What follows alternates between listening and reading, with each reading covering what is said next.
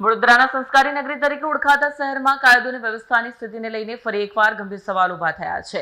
સનફામા road વિસ્તારમાં માત્ર મિત્રના mobile ફોનની બાબતમાં થયેલા વિવાદમાં 20 વર્ષીય યુવકનું કારમાં અપહરણ કરી મારામારી, લૂંટ અને નગ્ન વિડીયો ઉતારવાની ચોંકાવનારી ઘટના સામે આવી છે। મળતી માહિતી મુજબ પાર્વતીનગર વિસ્તારમાં રહેતા હેતરાસિંહ બારિયાના મિત્રનો મોબાઈલ ફોન 10 મહિના પહેલા નીલ સહાની નામના શખ્સે દાદાગીરી કરીને લઈ લીધો હતો।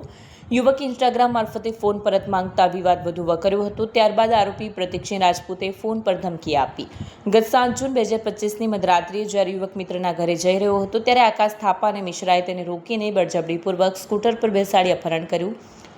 બાદમાં અન્ય આરોપીઓ સાથે મળીને તેને કારમાં બેસાડી બિલ કેનાલ રોડ તરફ લઈ જઈ લાકડાના ડંડાથી માર મારવામાં આવ્યો। યુવકના કપડાં ઉતારી તેનો નગ્ન વિડીયો બનાવાયો। તેની પાસેથી મોબાઈલ તથા રોકડ રકમ પણ લૂંટી લીધી। બાદમાં ભીમ તળાવ ચોકડી પાસે છોડીને પોલીસમાં ફરિયાદ કરશે તો જાનથી મારી નાખવાની ધમકી પણ આપી। ઘટનાથી ડરીને યુવક 2 દિવસ સુધી મિત્રના ઘરે છુપાઈ રહ્યો। બાદમાં પરિવારને જાણ કરતા ફરિયાદ નોંધાઈ। પોલીસે તાત્કાલિક કાર્યવાહી કરીને 6 માંથી 4 આરોપીઓને ઝડપી લીધા છે, જ્યારે 2 આરોપી ફરાર છે। ધરપકડ કરાયેલા આરોપીઓ અગાઉના ગંભીર ગુનાઓમાં પણ સંડોવાયેલા હોવાનું બહાર આવ્યું છે। બ્યુરો રિપોર્ટ, સત્ય ટીવી ન્યૂઝ, જંબુસર। રિપીટ। એક વર્ષ પહેલાં બનાવ એવો બન્યો હતો કે મારા ફ્રેન્ડ શિવાંશનો ફોન ચાલુ ગાડી પરથી ફ્લોરન્સ સાઇટ છે અહીંયા સોસાયટી, મારા સોસાયટી પર ભીમતળાવ ચોકડી છે, સોસાયટીની બહાર છે ને ભીમતળાવ ચોકડી આગળ નીલ સાહનીએ ફોન ગાડીની ચાવી નીકાળી લીધી ટાઈમ પર એક્ટિવાની શિવાંશ શુક્લાને। તો શિવાંશ શુક્લાને એવું કીધું કે આ મારી ગાડીની ચાવી જેવું, અને પાછા ભૌતિક ગયો તો એનો પછી બોલે ગાડીની ચાવી નથી, પાછી આપી દીધી ગાડીની ચાવી ને પછી ભૌતિકના હાથમાં ફોન હતો તો ફોન ખૂંચવી લીધો નીલ સાહનીએ। તો પછી નીલ સાહનીએ ફોન ખૂંચવી દીધો ને તો પછી આ લોકો પછી કઈ રીતે ગભરાઈ ગયા 2 જણ, અને પછી મારા ઘરે આવ્યા અને મારા ઘરે આવીને નીચે આવીને મને બૂમ પાડી, એ તું કઈ છે બોલે। મને નીચે આવ્યો તો નીચે આવ્યો તો પછી મને ભૌતિક લોકોએ એવું કીધું કે નીલ સાહનીએ લોકોએ મારો ફોન જમા કરી લીધો છે એવું। તો મેં વાંધો નહીં, મેં ફોન કરું છું એ લોકોને, ઇન્સ્ટાગ્રામ પરથી ફોન કરેલો નીલ સાહનીને। મેં ફોન કરીને મેં એવું કીધું કે છોકરાને તમે ફોન આપી દો, બાકી અમે લોકો અરજી કરીએ। તો બોલે મેં પોલીસથી કંઈ ગભરાતો નહીં એવું। પછી પ્રતિકે મને મા બેન પર ગાળો આપી, બોલે તું ગાળો જેવી મા બેન પર આપી, એટલે મેં બી પછી મા બેન પર એને થોડી બહુ ગાળો આપી। તો બોલે કે તું જેટલું બોલ્યું છે બધું યાદ રાખજે, બોલે અહીંયા તને બધો હિસાબ તને આપી દઈશ, બોલે તારી મા ફાડ નાખી। મને પછી 2-3 દિવસ પછી મને ઉચકી દીધો લોકો રાતે। મારે 2-3 છોકરાઓ, મને 15-20 છોકરાઓ મારી પાછળ મોકલ્યા, રાતે મને ઉચકીને લઈ ગયા વિનાયક હાઉસિંગમાંથી।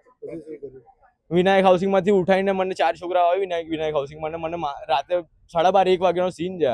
મને ઉચકીને ત્યાં મને માર્યો, મેં હંતાઈ ગયો। આ લોકો બધા છોકરાઓ એટલે મેં ગભરાઈ ગયો હતો કે મેં ગાડી નીચે છુપાઈ ગયો હતો।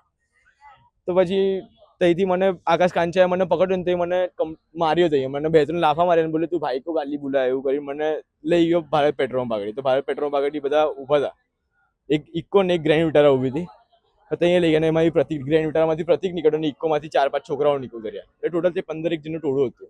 હવે 15-1 ટોળામાં આપણને નામ નહીં ખબર કોણ હતું, જેટલા નામ ખબર હતી એટલું હું લખાઈ દીધું। ત્યાંથી મને પકડીને લઈ ગયા નારાયણવાડી। મારી માંગ એ જ છે કમિશનર ઓફિસથી કે મેમ કાલે સવારે આવ્યા હતા, તો મેમથી ખાલી એટલું કહું છું કે મને આ વસ્તુનો મને ન્યાય અપાવો ને, કે મારી જોડે આવું થયું, બીજા જોડે આવું ના થવું જોઈએ। આ તો મેં આવ્યો, મારી હિંમત કરીને આવ્યો કે કઈ તો મને આ બધા હતા, મિશ્રા હતો, પ્રતિકસિંહ હતો, નીલ સાહની હતો, મારા સિનિયર છે આ લોકો, મારા સ્કૂલના પહેલા હતા। હવે આપણે એટલું બધું ખાસ આ લોકોને ઓળખતા નહીં। એક ટાઈમ પર હા કે હા પ્રતિકસિંહ કરીને નામ છે, આવું ઓળખે એવું, સ્કૂલ ટાઈમમાં આપણે સિનિયર હતા એવું। સ્ટુડન્ટ છું હમણાં, Hetraj. Thank you. Atladara police સ્ટેશનમાં એક યુવકને નગ્ન કરી માર મારી એની મોબાઈલ અને પૈસાની લૂંટ કર્યા બાબતનો એક ગુનો અટલાદરા પોલીસ સ્ટેશનમાં નોંધવામાં આવેલ છે। જેમાં હકીકત એવી છે કે તારીખ 7/6/2025ના રોજ ફરિયાદી નામે હેતરાજસિંહ કલ્યાણસિંહ બારિયા, જે ઝાયડસ હોસ્પિટલની પાસે રહે છે પાર્વતીનગરમાં, અને આ જે આરોપીઓ છે પ્રતિકસિંહ રાજપૂત, પછી નીલ સાહાની, અક્ષય મિશ્રા, આકાશ થાપા, મનોજ યાદવ, તરુણ યાદવ અને રોહિત નામના વ્યક્તિઓએ ભેગા મળી એને એક કારમાં અપહરણ કરી લઈ જઈ અને અવાવરૂ જગ્યાએ લઈ જઈને તેને નગ્ન કરી અને એને મારવામાં આવે અને તેનો વિડીયો ઉતારી અને તેની પાસેથી એક મોબાઈલ તથા પાકીટમાંથી 500ના દરની 20,000ની લૂંટ કરી ગુનો કરેલ છે। જે બાબતે આ જે આરોપીઓ છે એ પૈકીના 4 આરોપીઓને પોલીસે તાત્કાલિક ધરપકડ કરેલ છે અને આગળની તપાસ હાલમાં ચાલુ છે. આ ઘટના 1 વર્ષ પહેલા બની, તો અત્યાર સુધી પોલીસ પાસે કોઈ વિગત નહોતી. શું હતું મામલો? આમાં વિગત એવી છે કે જે ફરિયાદી છે એને આ જે આરોપીઓ છે એને ધમકી આપી કે તું પોલીસને જાણ કરીશ કે તારા ઘરે જાણ કરીશ તો તને જાનથી મારી નાખે છે. એ બીકમાં એ જે તે વખતે ફરિયાદીએ કોઈ ફરિયાદ આપેલી નહીં કે એના ઘરે પણ જાણ કરેલી નહીં, પણ એના મિત્રને ખબર પડતા એના મિત્રએ એના ઘરે જાણ કરતા એ ત્યારબાદ પછી અહીંયા પોલીસ સ્ટેશન ફરિયાદ આપે છે. આરોપીઓનો ગુનાહિત ઇતિહાસ છે ખરો કોઈ? હા, આરોપીઓનો ગુનાહિત ઇતિહાસ છે. આરોપીઓ છે જે આ પ્રતિક રાજપૂત છે એના વિરુદ્ધમાં અટલાદરા પોલીસ સ્ટેશનમાં ગુનો નોંધાયેલ છે. અગાઉ એવું જાણવા મળેલ છે કે એના વિરુદ્ધમાં ગોત્રી પોલીસ સ્ટેશનમાં એક મર્ડરનો ગુનો નોંધાયેલ છે. ત્યારબાદ આ આરોપી તરુણ યાદવ એની વિરુદ્ધ પણ 3 ગુના નોંધાયેલ છે. માંજલપુરમાં 2 ગુના છે, એક અટલાદરા પોલીસ સ્ટેશનમાં છે. પછી બીજો આરોપી છે આકાશ થાપા, એની વિરુદ્ધમાં કુલ 6 ગુના અટલાદરા અને જેપી રોડ અને માંજલપુર પોલીસ સ્ટેશનમાં નોંધાયેલ છે. ત્યારબાદ મનોજ યાદવ તેની વિરુદ્ધમાં પણ જેપી રોડ પોલીસ સ્ટેશનમાં અને માંજલપુર પોલીસ સ્ટેશનમાં એમ કરીને કુલ 2 ગુના નોંધવામાં આવે છે. આટલા બધા ગુના નોંધાય, શું આ આરોપીઓને પોલીસનો કોઈ ડર નથી? એક પછી એક ગુના નોંધાય છે, તેમ છતાં તેમની પ્રવૃત્તિઓ ચાલુ જ છે. આરોપીઓ વિરુદ્ધ અહીંયા ધરપકડ કરવામાં આવે છે. તાત્કાલિક એની વિરુદ્ધ કડકમાં કડક કાર્યવાહી કરવાની પ્રવૃત્તિ ચાલુ છે.